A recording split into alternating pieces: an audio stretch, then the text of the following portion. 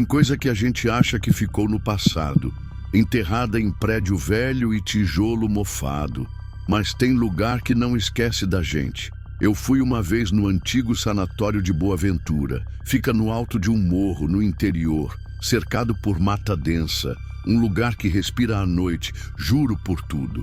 Dá para sentir o ar puxando e soltando, como se o prédio tivesse pulmão.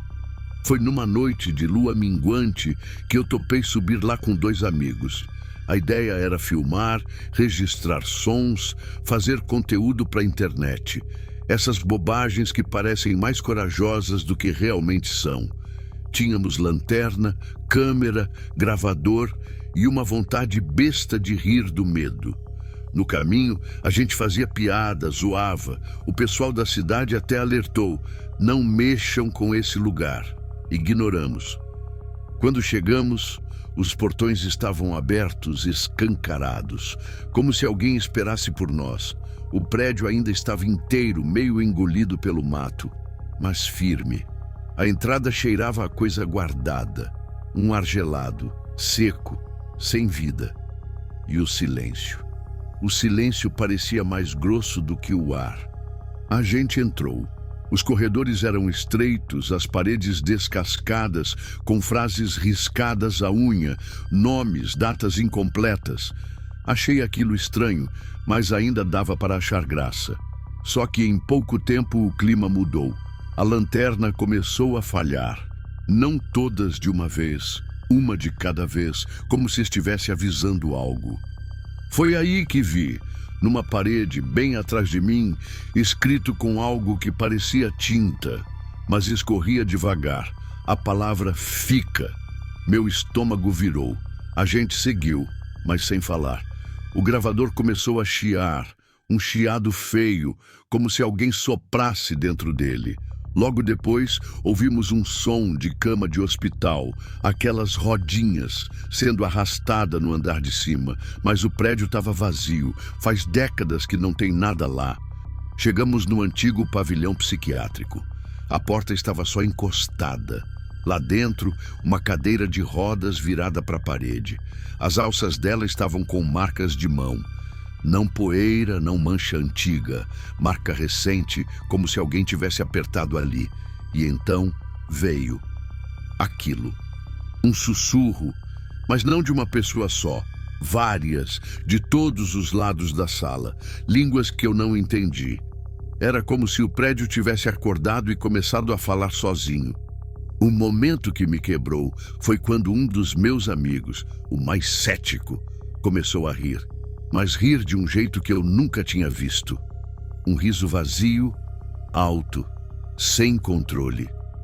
Ele caiu de joelhos, esticou os braços para frente e falou com alguém que só ele via.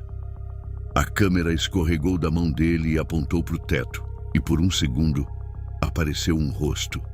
Branco, parado, com a boca aberta num grito mudo, e os olhos olhavam direto para a lente, direto para mim.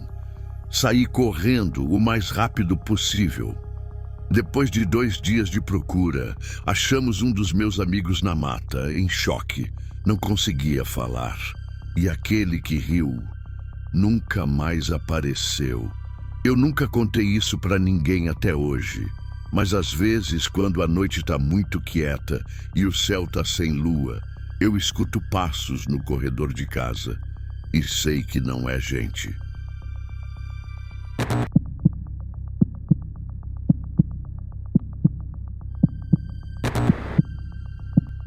Eu não era o tipo de pessoa que se deixava levar por história velha.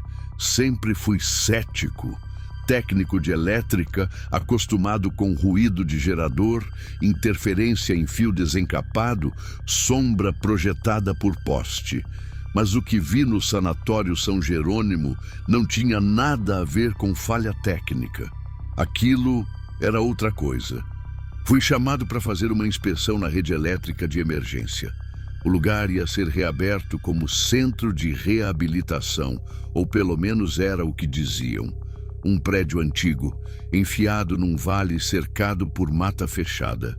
A construção era de 1920, desativada nos anos 80, e desde então ninguém mais pôs os pés lá. Só morcego, pichador e quem não tinha mais onde cair morto. Cheguei de manhã, mas o céu estava cinza, pesado, como se já fosse tarde da noite. A entrada tinha o nome esculpido na pedra, coberto de limo. Os portões estavam trancados, mas o zelador, um senhor muito calado, me entregou a chave e se recusou a entrar comigo. Disse apenas que se a luz piscar 3 vezes é para sair andando, não correr, apenas sai. Achei estranho, mas ignorei.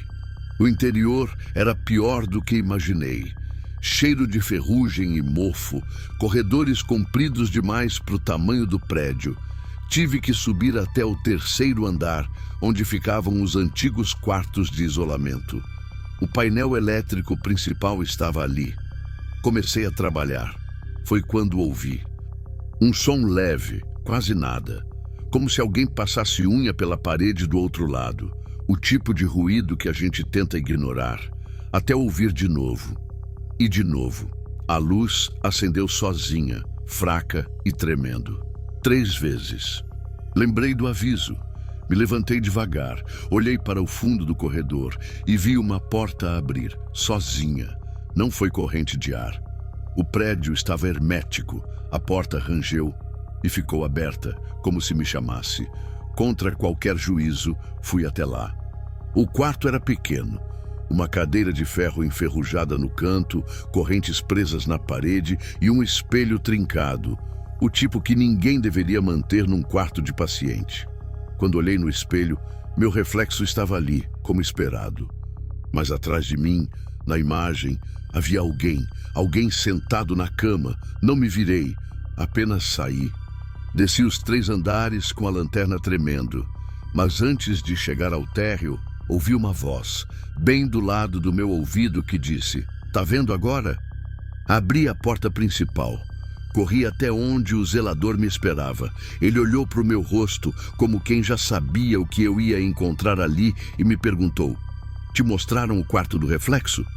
Mostram para quem não acredita.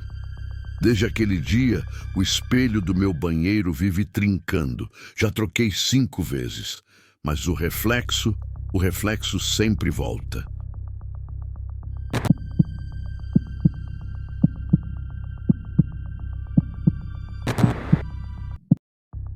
Eu era estudante de arquitetura quando fui convidado para um levantamento técnico em um sanatório abandonado no interior de Minas. O prédio, segundo o professor responsável, era um dos últimos exemplos de arquitetura hospitalar do início do século XX. Mas ninguém da turma quis ir. Só eu e mais 2 colegas, corajosos ou burros o bastante. O lugar se chamava Sanatório da Serra Dourada, mas dourado ali não havia nada. Era tudo cinza, úmido e torto, como se o prédio tivesse sido construído sob alguma força que queria empurrá-lo de volta para dentro da terra. Chegamos perto das 5 da tarde e o professor só nos deu uma instrução: vocês entram, marcam as alas com as plantas, fazem as fotos e saem antes do anoitecer. Só que, claro, nos atrasamos. A luz foi caindo rápido e os corredores do sanatório pareciam mais longos do que deveriam ser. As janelas não batiam vento, mas as portas fechavam sozinhas. No 2º andar, onde ficava a ala feminina, começamos a sentir um cheiro doce. Não de flor, mas como algodão doce velho, fermentado. Enquanto um dos meus amigos tirava fotos com flash, eu me aproximei de um vitral quebrado. O vidro estava sujo, mas dava para ver lá fora. Ou achei que dava, porque no reflexo, por um segundo, vi uma mulher parada atrás de mim. Cabelo preso com lenço, roupa branca, olhos fundos e um crachá antigo no peito. Me virei. Não tinha ninguém, mas o crachá estava no chão. Peguei. Era de 1952. A coisa começou a desandar quando entramos no refeitório. No teto, marcas de ganchos. No chão, fileiras apagadas de azulejos, como se tivesse havido ali uma divisão que ninguém queria lembrar. E no centro, um banco, de costas, e tinha alguém sentado. Não se movia, não respirava, mas eu juro. A sombra no chão indicava um corpo. Quando meu amigo apontou a lanterna, não havia nada ali, mas o banco que estava de costas agora estava virado para a gente. Começamos a sair rápido, mas o corredor parecia diferente, a escada mais longa. E lá embaixo, na porta de saída, tinha luz, como se o prédio estivesse de repente ativo. Demos um passo e ouvimos vozes, muitas, em sussurros, falando nomes. Um deles era o meu. Começamos a correr. Nem olhamos para trás. E quando finalmente cruzamos o portão de ferro, o mundo pareceu respirar de novo. Tudo ficou mais claro, mais frio. O professor, que nos esperava no carro, olhou para mim e disse: "Todo ano alguém volta diferente. Vamos ver quem vai ser desta vez." Achei que era piada. Até notar naquela noite, no canto da minha mochila, um lenço branco amarrado no zíper, com cheiro de algodão doce, e meu nome, bordado à mão, no canto do pano.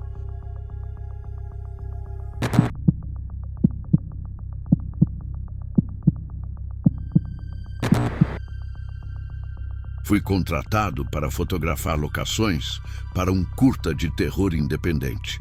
A diretora queria lugar real com história pesada, não set de estúdio. Quem nos levou até o sanatório de Santa Elvira foi um guia local, calado, que só nos disse uma coisa antes de abrir o portão de ferro: o prédio não gosta de silêncio. O lugar era gigantesco, enfiado numa colina coberta por névoa e mata rasteira. A fachada neoclássica descascando, janelas todas quebradas, vegetação engolindo o térreo. Típico cenário de filme de horror. E ainda assim, havia algo na simetria do prédio que incomodava. Não era só o abandono, era a forma como tudo parecia, preparado, como se ainda esperasse os pacientes voltarem. Entramos por uma lateral, onde antes funcionava o setor de isolamento. No chão, carteiras de prontuário com nomes apagados e datas que iam até 1993, muito depois do que os jornais diziam sobre o fechamento oficial. Fotografamos a ala cirúrgica, os antigos dormitórios e finalmente chegamos à sala de hidroterapia. Havia 4 banheiras de ferro fundido ali, cada uma com alças tortas, e 2 cheias, de água parada, com folhas boiando. Só que não tinha como haver encanamento funcionando ali. Nenhuma torneira gotejava, nenhum som de cano. Mesmo assim, a água era morna. A diretora pediu silêncio para gravar som ambiente. Ficamos imóveis por alguns minutos. E foi então que escutei. Primeiro bem baixo, depois mais nítido. Um zumbido constante. Como se alguém cantasse bem longe, mas em frequência irregular. Algo entre uma prece e um gemido. Gravei com meu celular. No áudio, depois que voltamos ao hotel, havia uma outra camada de som. Respiração, muito próxima. Como se alguém estivesse encostado no microfone, mesmo que eu estivesse sozinho. E pior, em um ponto do áudio ouve-se meu nome, claramente, como sussurro dentro da orelha. Naquela noite, tive o mesmo sonho 3 vezes. Eu estava na sala de hidroterapia e uma das banheiras borbulhava. Me aproximava e via mãos subindo. Mãos inchadas, de dedos longos e pele pálida demais. Acordei encharcado de suor e com um gosto estranho na boca. Quando fui escovar os dentes, vi que minha língua estava cinza, como se eu tivesse bebido água suja. No dia seguinte, voltamos ao sanatório para gravar mais cenas. Mas as 2 banheiras estavam secas, totalmente, como se nunca tivessem tido água. O guia não apareceu mais. A equipe decidiu filmar em outro lugar, mas eu fiquei com o áudio. Ainda escuto às vezes, especialmente à noite. E em cada atualização, o arquivo muda o nome. E o pior, eu não consigo apagar.